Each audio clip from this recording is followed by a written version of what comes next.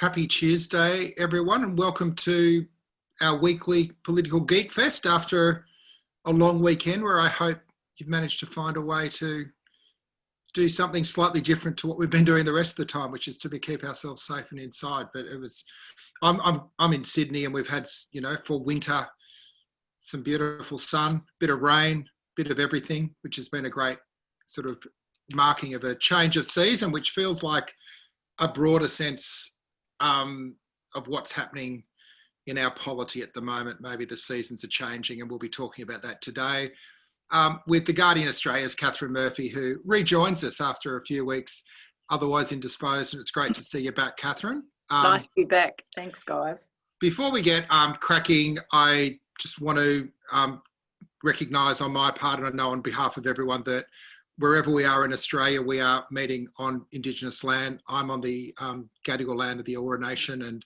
I pay my respects to elders past, present, emerging. Particularly at a moment like this, it is worth, reflecting that the land we're on was never ceded, and so many of the issues that we talk about and deal with on a day-to-day basis, and particularly in this moment in history, stem from that very simple truth. So, on that note, we'll enter the conversation today. Welcome, everyone. I see many familiar faces on the screens. For those that are first-timers at the Geekfest, welcome. The Guardian did send out a bit of a blast to its list of supporters, Katharine, so we might have some first-timers with us for week 12. What fun. Yeah, so if you are new, the rules are this. Use the gallery button to the right of your, top right of your screen. Go on gallery view so that you can see everyone. Turn your camera on if you're not doing something that's inappropriate, so we can sort of share the space with each other. Use the chat to introduce yourself to each other, and use that to ask questions. And as we go through this week's Guardian Essential Report, we'll be calling you up to make comments and ask questions as we go. It's a really interesting report this week, touching on a lot of the world affairs, particularly issues of race, but also looking at robo-debt and the general opening up of the Australian society and economy. But before we get into that, Katharine, what's going on in Canberra and how are you? I'm pretty good, Peter, and it's lovely to be back with all of you, and welcome to the newcomers. I can see in the chat we've got a few newcomers, so that's really lovely. Okay, what's happening in Canberra? Well, you said winter, living in Sydney, winter has arrived in Canberra. We've had several minus mornings over the last little bit. It's starting to get good and chilly. And with the arrival of the winter is the arrival of federal MPs. They are all back today. They don't sit again until tomorrow. They've got a 3-day session this week, but they're all around the place. They've had their party rooms, or the government party room has met this morning. The Labor caucus will meet this afternoon, and everyone's kind of gearing up for, I think probably this session will be a bit more robust than what we've seen previously. I think you opened, Peter, by saying the sort of political season's changing, and I think that's right. I think we'll be back to a more normal dialogue in the Parliament this week. I think previous special sessions to deal with COVID legislation, the opposition's had to tread a bit carefully because, as we've been talking about in these forums for several weeks now, we've seen ordinary people kind of come back to politics in a way, trusting institutions, feeling better about politics, feeling better about governments than they have done for the last several years. And I think that's made life complicated for the opposition in terms of holding the government to account. But I reckon we're just heading into more normal times for this session and for the remaining sessions over the rest of the year. I just think, we'll see a more robust dialogue than we've seen. Do you know if they're maintaining the social distancing? Is it only a part contingent, or is it back to full house? No, I think, and I haven't checked, and it's actually on my list to check, I think they are maintaining social distancing for now. I think it's still prorated, but I think there'll be a number of people around, whether or not they're in the chambers, if that makes sense. There has been the distancing in the chambers, but there have been a number of MPs that have come up for the COVID sessions, even if they haven't been in the chambers, if that makes sense. So they're just around in their offices doing business, going to meetings, all of that sort of stuff. So yeah, my assumption is we're still doing social distancing. And are the lobbyists back in town and all that whole infrastructure around Parliament, or have you still got a bit of room to breathe there? It's sort of funny. It's I haven't been downstairs yet, so I can't say what it's like down there today, but it has been very quiet of late.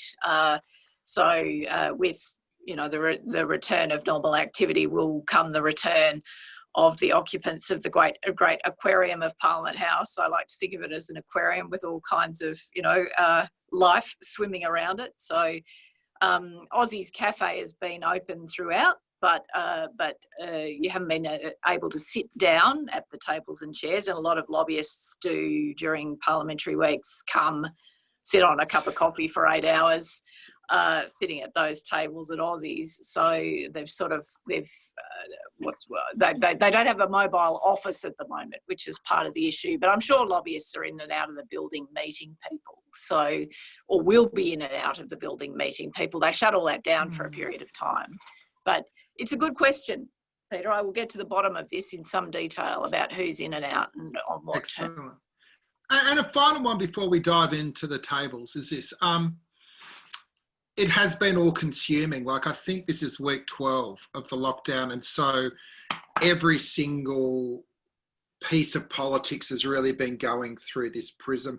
Do you sense that's still the case, or do you feel it's loosening up and other issues are starting to emerge? I think other issues have come back a bit. And I think just again, because working for a digital publication, we've got a really sort of acute sense of what readers are looking at and are interested in. I think readers are still pretty interested in COVID,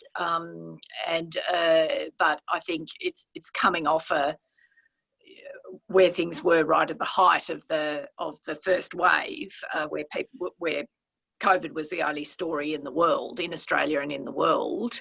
Now we're seeing other stories emerging. The protests over the weekend are a case in point.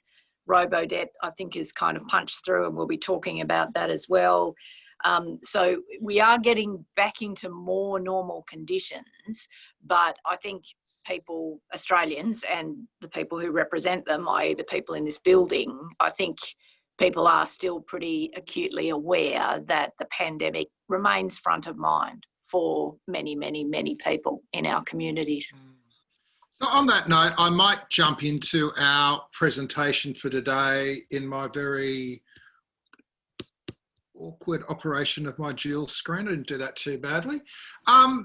So the ongoing story of politics, I think, has been that rise in approval of the way the government was handling it. So we've got figures from the 18th of March through to now, and they're the colour codes from left to right, but a little bit of a drop off, but nothing statistically relevant. So you've still got 30% very good, 40% quite good. We've spoken about this before, that this is the response of government, but I also think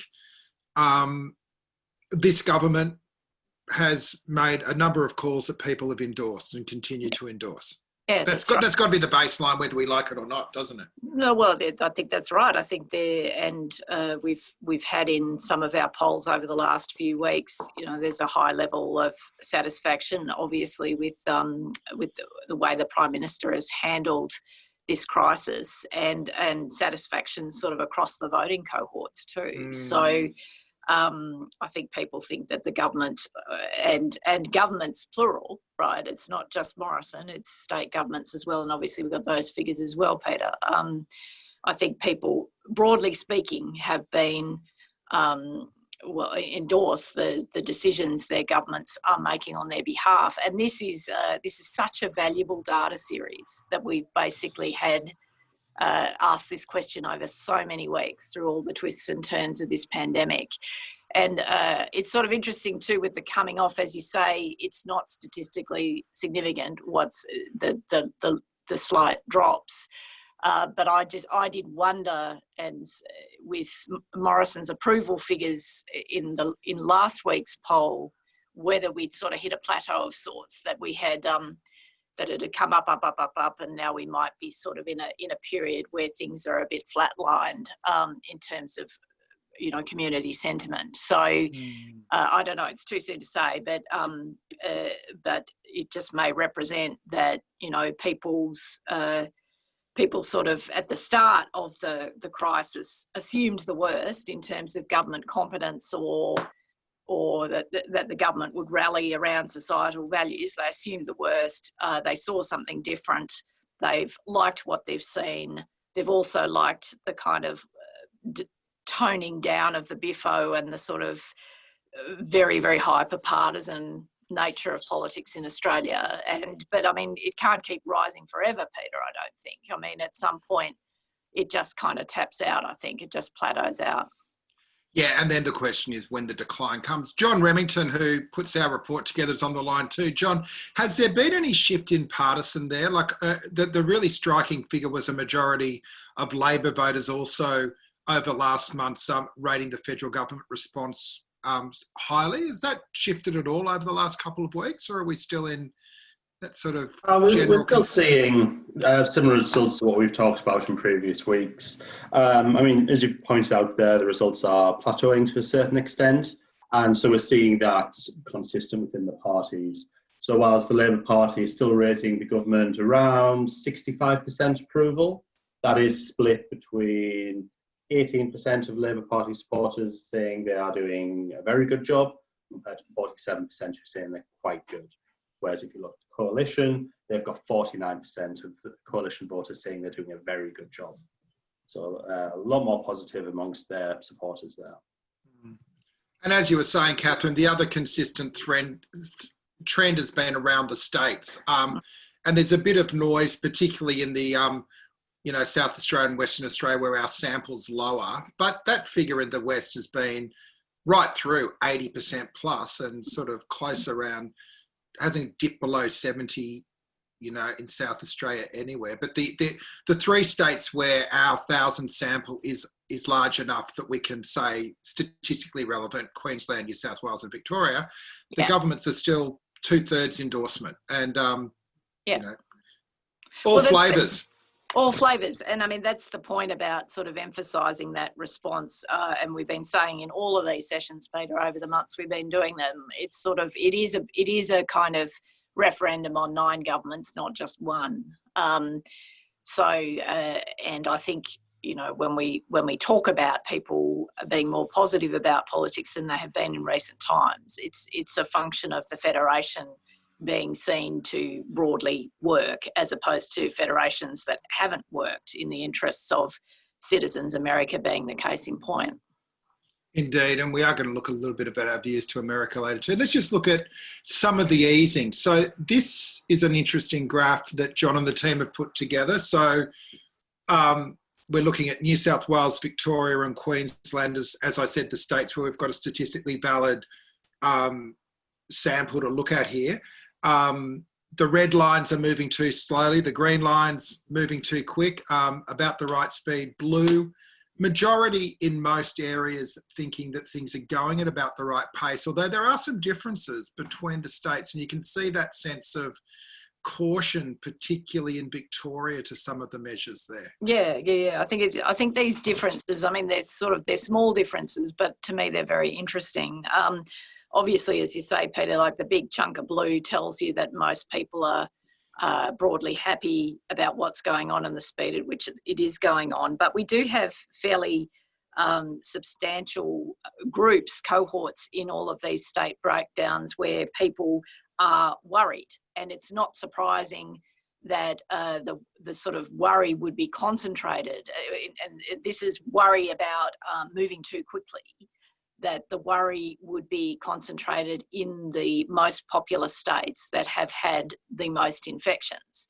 So, and you can just see it even just moving around in your communities. I presume people on the call today are all sort of starting to move around their communities to some degree. We've all got to, go and get things that we've been putting off buying for several months, or get ourselves out in the sunshine for 5 minutes.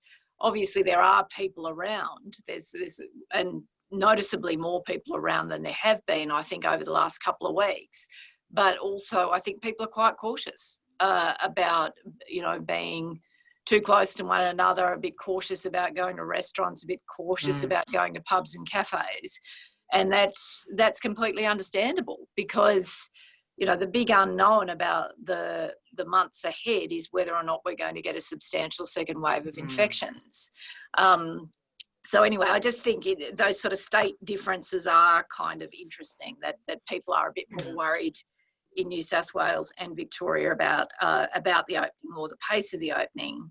And then it works at the other end of the spectrum too. With Queensland, Queensland, there's a feeling that things are moving too slowly.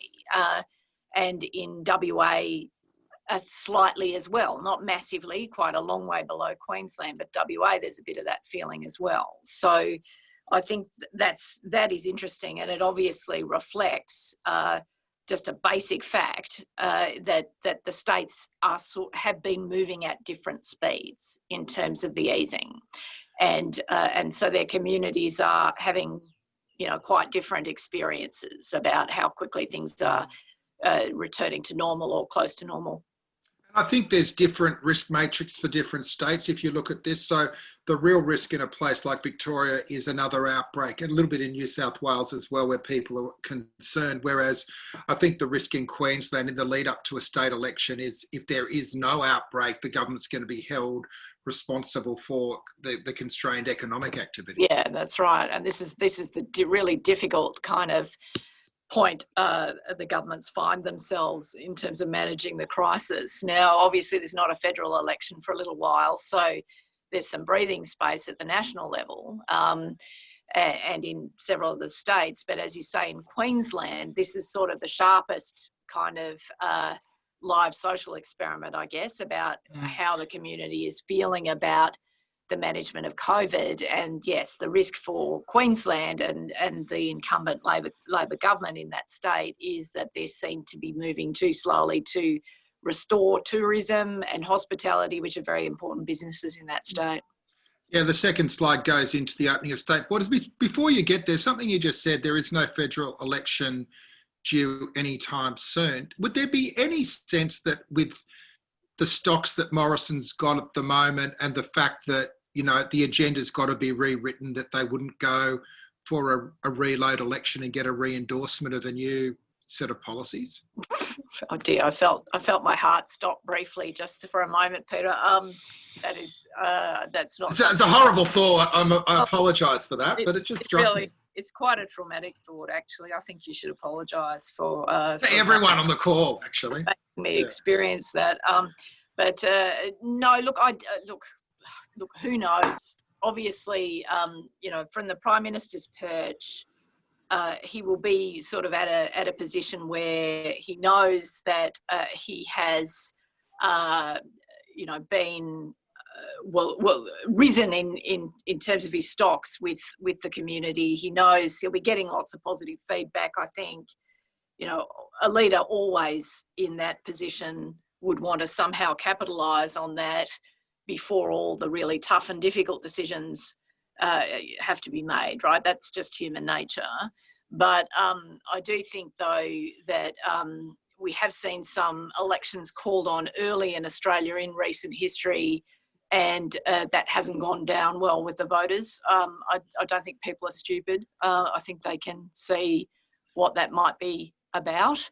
Perhaps that's just me wishful thinking, saying let's hope not.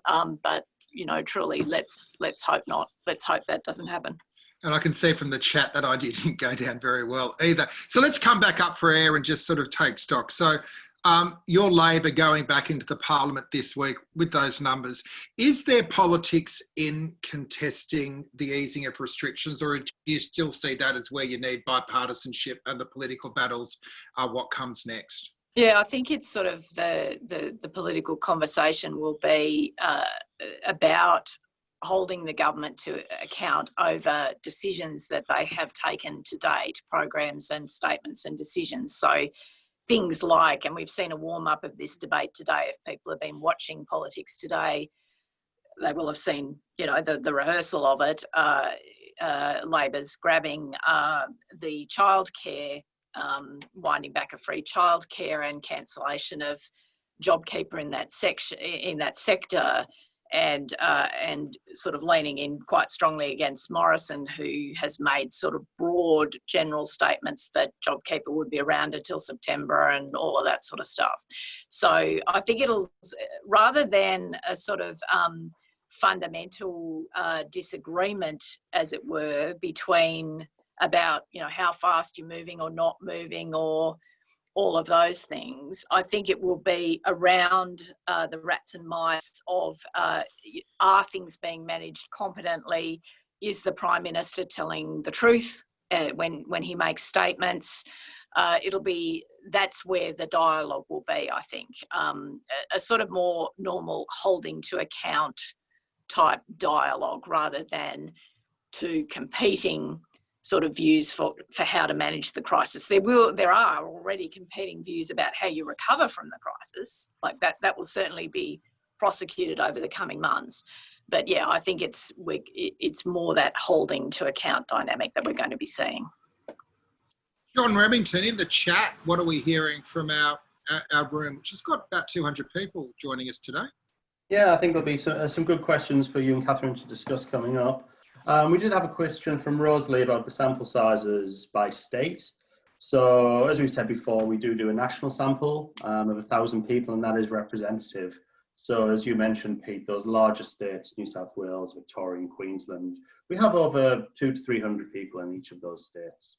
So that's more than enough for us to get a good read on some of those results. And within each state, we also make sure we speak to a range of people, both in the cities and regional areas and by age and gender as well.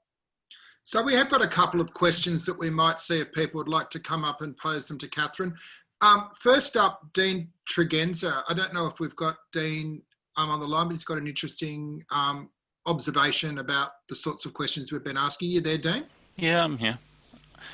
I'm fascinated by the conversations today about the notion of opening up, you know, because it's now safe to do so, and the concept where a lot of people want to go back to normal kind of thing. But I don't personally think there's such a thing as a normal. There's a new normal, but there doesn't appear to be really any space or debate to talk about all of the things that the COVID circumstance has unmasked in terms of the vulnerabilities of people who are on the margins of society in terms of their wealth, their income, their health, their anything really. And I'm kind of wondering is what kind of forums are out there for those kind of conversations occur? You know, like politics is the conversation about us people talking about the way things ought to be, not just, you know, punching each other and saying, oh no, this is the right way, this is the right way, or, you know, getting into party politics.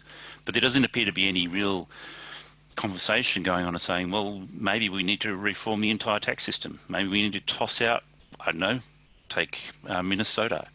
What does law enforcement look like in the new future? So they're the kind of questions I've got at the moment. I don't know if you want to have a crack at that, Katharine. I just say, look, okay, maybe no one's sort of talking about a fundamental redrawing of society and the economy. That's probably true, although there will be participants in the debate who will be having aspirations around that. But I think both, I'm slightly surprised by that as feedback, because from my vantage point, both there is a conversation in politics about what happens next, and what happens next looking different to what has happened previously. Now, you know, Labor's sort of set down some markers, the government has set down some markers. Now, it's all pretty nascent at the moment because obviously we're still in the middle of managing a pandemic. And so maybe the kind of daily developments in the pandemic and in political discussion generally drown out those markers about the future. Like, that's entirely possible because obviously I'm a media producer, not a media consumer. So, but from my vantage point, there's quite a lot of sort of signposting ahead about things needing to be different. Now, you mightn't love the framing of those debates, but, you know, the government has been talking about tax, it has been talking about productivity, it has been talking about industrial relations, and there's a whole process of consultation going on between the government, employers and unions at the moment. You know, Labor is kind of talking about a post-COVID economy being a fairer economy. Like, it's all happening. There's just not a lot of verbs in it at the moment. Yeah, and I think, you know, the idea we were going to snap back is highly contested now, and the alternate narrative that I see building up, particularly around the progressive movement, is about building back better, or, you know, getting better together. And there is there's some interesting work we're doing, which we'll be sharing with you a bit in over the coming weeks, around thinking through not just what decisions, but how decisions are made. The decision to maintain the National Community Cabinet, I think, is significant. Also, the decision to at least bring the unions into a discussion around IR is the start of a slightly different way of building consensus making decisions. And the last point that we're working with a number of groups at a local level is, how do you have local communities having a say in those decisions as well? So there are probably two discussions going on. One is about decisions as outputs, but also the inputs that go into the making of a decision. And July 1, we're going to be hosting a national community recovery summit where a lot of these details are going to be discussed. So watch this space for that. What I might do is jump back in, because to Dean's point, some of the other issues that have been emerging, particularly robo-debt, and we got some feedback from the community on that, which I'd like to share with you all. If I get back in there. So we put a number of statements to people. This was the week where the government basically waved the white flag on robo-debt, Katharine. And there's not much love for the experiment, really. Only a third of people said even if it had been done properly, it was a good idea. yeah, it's sort of higher than I thought. Actually, you know, I'm not surprised by numbers sort of validating the fact that, you know, if the government makes unlawful policy and rolls it out, and in so doing targets, you know, some of the more vulnerable people in the community, that not everybody likes that. But it's obvious from these answers that the sort of principal elements of the story have kind of cut through. I think people know what's happened, and they have relatively strong views about it, which is interesting, because it's a pretty noisy environment at the moment, and yet that has cut through. Majority of support for a Royal Commission, that's probably not likely at the moment, but the government is facing the very real prospect they're going to have to repay money, interests, and potentially damages as well, isn't there? Yeah. Well, this is the extraordinary thing about this story. Well, I mean, there's many extraordinary things about this story. You know, the most extraordinary being that you know, the government developed a policy that you know, that it can't defend in a court. Doesn't happen every day of the week, fortunately. And the other kind of great irony of this scheme is that it was conceived obviously as a tool to help the government get the budget back in the black. It was these sort of data matching schemes started turning up in the budget papers a few years ago, yielding very big numbers, very big returns to the budget, sort of in the billions and so forth. This just started appearing in budgets. It was kind of like the hollow log from all hollow logs, right? And they did that obviously because it was difficult to cut spending in other ways or raise taxes in other ways. So data matching became this sort of go-to line item in the budget. it sort of looks as though that robo-debt will end up costing money, not saving money. Now, I know this may seem a sort of minor point because a lot of people empathise, obviously, with the terrible experiences some people endured having to defend debts that were unlawful and in some case not even accrued. But that for me is pretty ironic that you develop this whole scheme basically to save money and it ends up costing you money. Yeah, it was almost that idea that this was a new layer of efficiency. Technology could just find you money, and it always seemed a little bit too good to be true. And yes, and as it turned out, too good to be true was exactly what it was. So, and the other cost of this debacle is really the rightful skepticism we now have about government using technology in the delivery of services. And I know it's been commented in the past. Imagine if you were trying to get people to embrace government using technology to deliver services better, would you start off with robo-debt or maybe a program that identified people that weren't claiming entitlements that were rightfully theirs, or a program to identify when companies were not paying the correct amount of tax? And instead we went for, the most vulnerable people in society to be the guinea pigs on this next wave of, government service delivery via technology. Yeah, well, it's obviously and there was a decision to kind of remove the human dimension of checking, too, which obviously compounded the problem.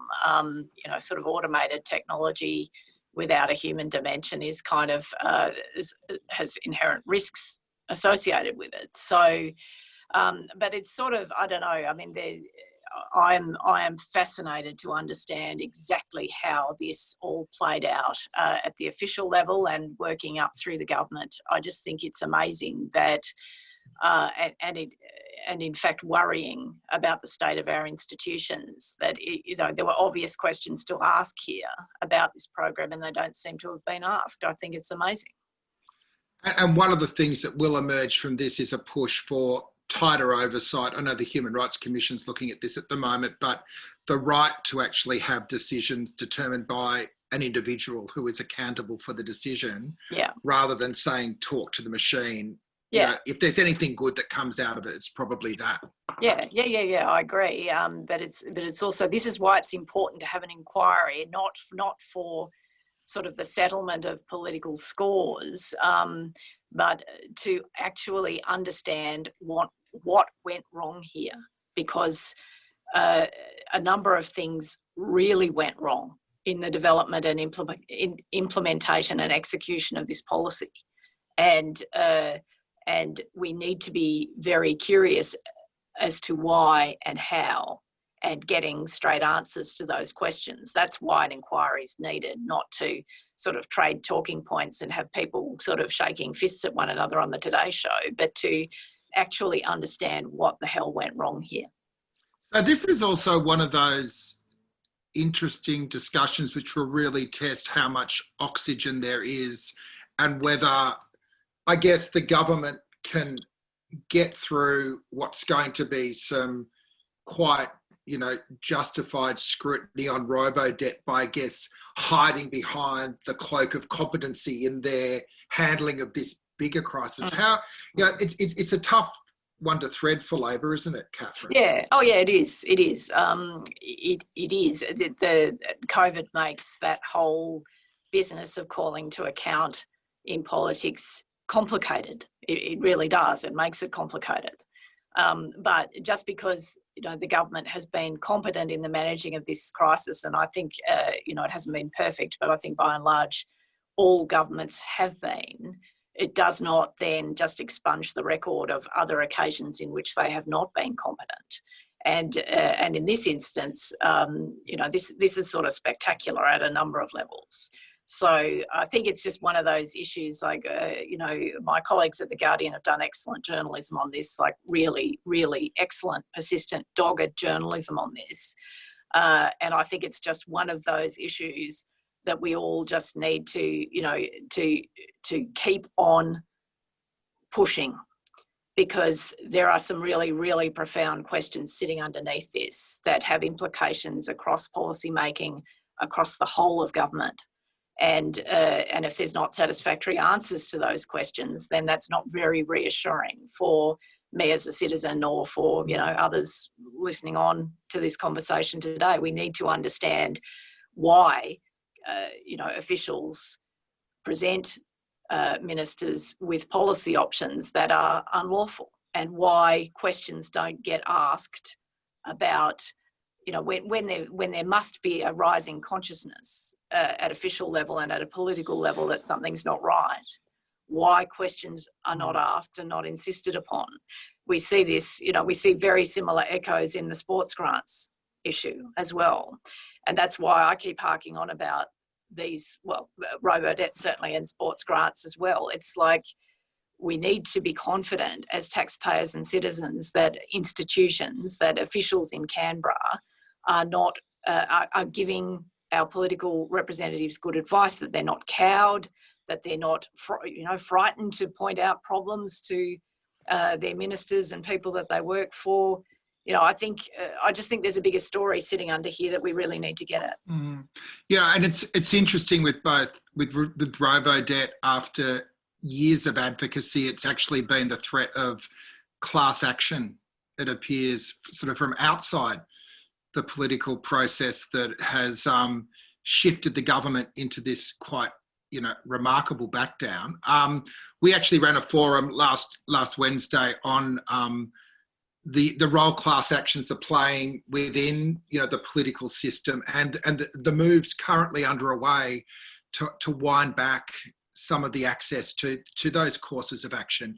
Now, that's a parallel piece of politics, I know, that's going on against the backdrop of this. And I know we've got Michael Cooney on the line from Morris Blackburn Lawyers, so we might call him up in a sec. But what's your reflection on where that is at the moment, Katharine? With robo-debt, it's slightly more complicated. I agree that class action was obviously mind-focusing, very mind-focusing for the government, but there had been some legal actions undertaken by legal aid in respect of individual claimants, and some of those cases had gone against the Commonwealth. So I suppose they're the canaries in the coal mine, right, in terms of there are problems of administrative law being identified in some of that earlier litigation. But then you're quite right, Peter, in saying obviously the class action was mind-focusing on robo-debt.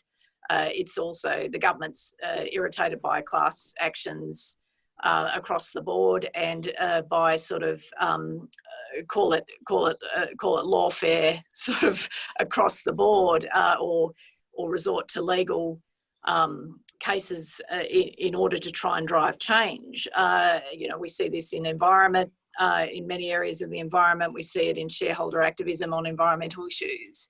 So, and the government is obviously displeased with those trends, but of course you would, if you did something positive for the environment, you wouldn't face the activism.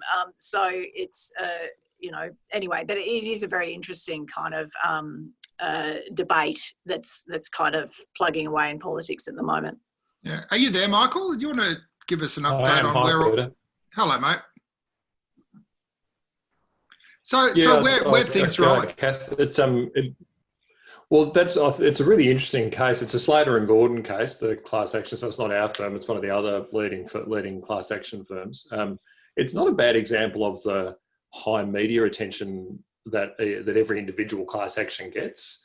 That there's not a lot of these actions, but they are attention getting in their nature, and it does feel it really does look like the government responded to.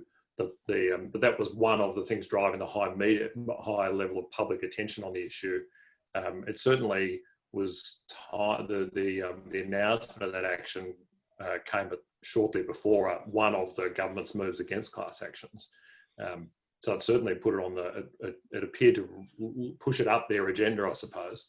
And it's not a bad example of the way in which a class action puts public as well as legal pressure on a business or government and forces them to consider settling in a way that they otherwise wouldn't, because it's getting both media and legal pressure.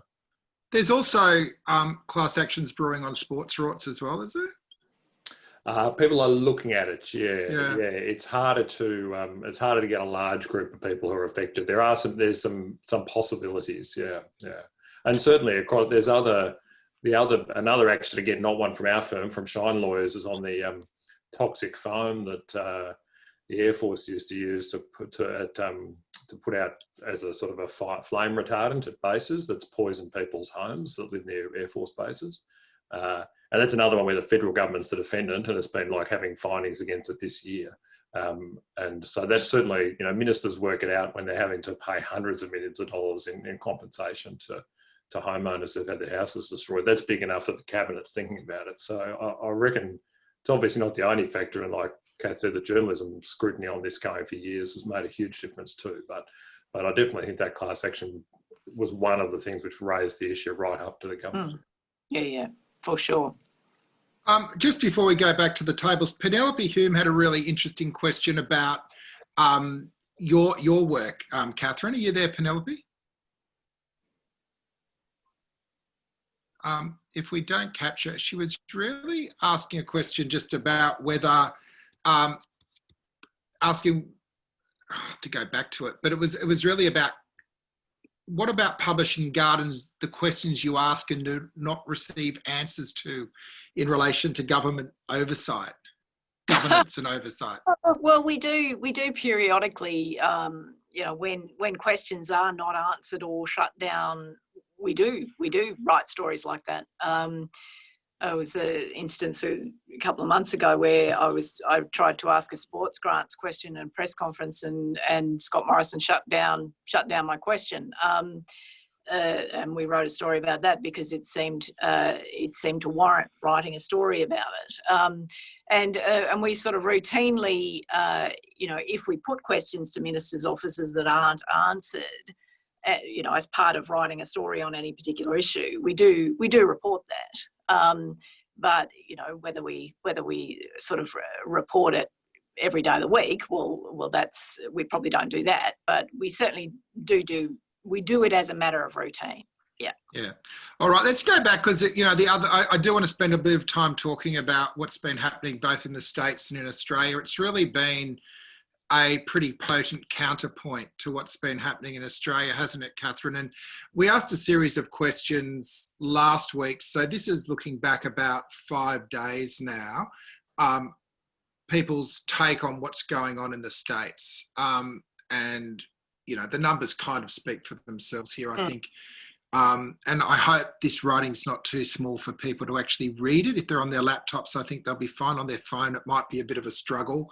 But, for instance, protesters are right to demand better protection and treatment of African American society. 80% agree. Similar numbers agreeing that America has been unwilling to deal with institutional racism in the past. And then the numbers pull back. The only one I thought was interesting, which is really around the way you frame arguments, the same cohort, 54% are prepared to accept the proposition that protesters want to loot and cause property damage more than they want social change. So you can see the contesting messages that will be being put out. But what's your take on what's happening in the States? And we not in the first instance related to Australia, just America as a whole, and what does that mean for both the Trump presidency but also our relationship with the US? Well, it's genuinely terrifying, I think, what's been happening in the States over the last, really throughout the term of this presidency, but it's certainly been an acceleration, really. The closer we get to the presidential election in November, the more brutal Donald Trump's tactics become. And I think he's made it abundantly clear by his conduct over recent weeks that the only thing he cares about is re-election in November, and no price is too great to bear in order to see that aspiration eventuate.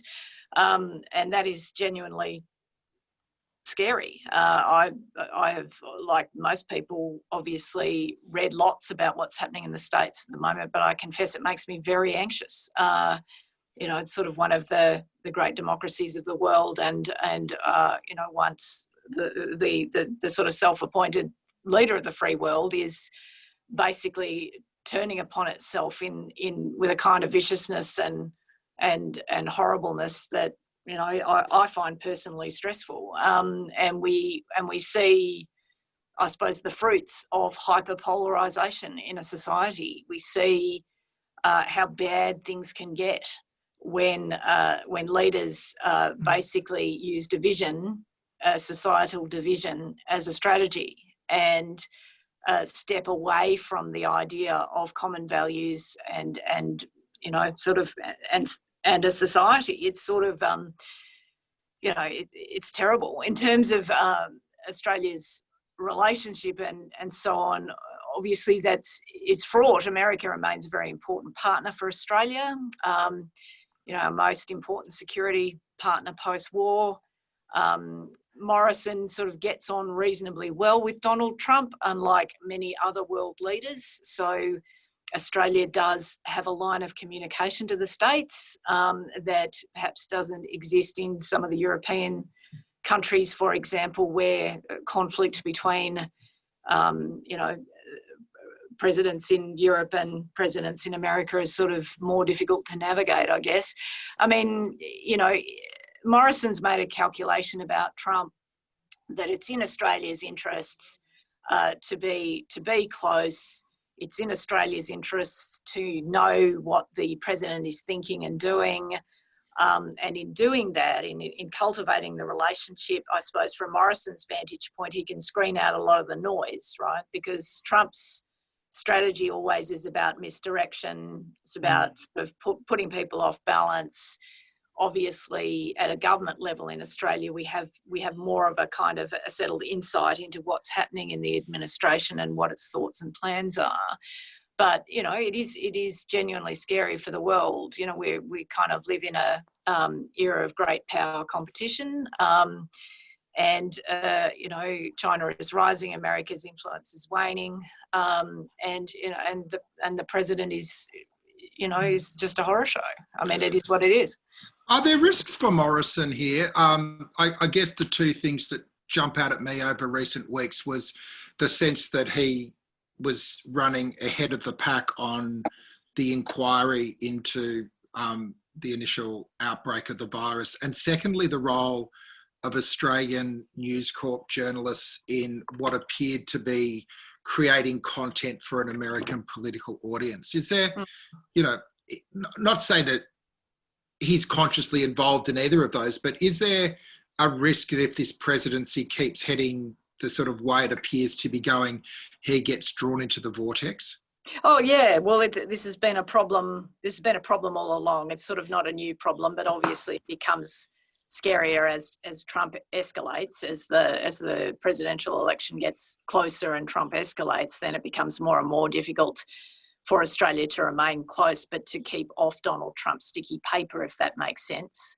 I think, again, you know, we can only know what we know now, right, in this moment. I think Morrison has kind of, you know, the Americans were trying to draw us into that whole Wuhan labs issue. That was very obvious by what was being done and said.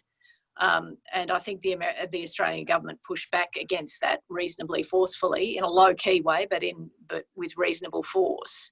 And you know, because Australia had its own interests in relation to the management of the pandemic, and obviously our own relationship with China. So he's, you know, I wouldn't express absolute 100% confidence that Morrison has sort of got the art of Trump, because how could anybody say that about about Trump? No one could say that. But I think he's sort of got a reasonable. The relationship, I suppose, is something that he can call on when America oversteps. And we have that Wuhan labs issue was a recent example of overstepping. And it was sort of called out reasonably forcefully for what that was. And I think the Americans kind of stepped back a bit, which is interesting. But, you know, this is 5 minutes. Peter, what happens in the next 5 minutes is one's guess. And what do you make of the role Murdoch and News Corp are going to play over the next period? Well, I don't know. It's interesting. I mean, the test is...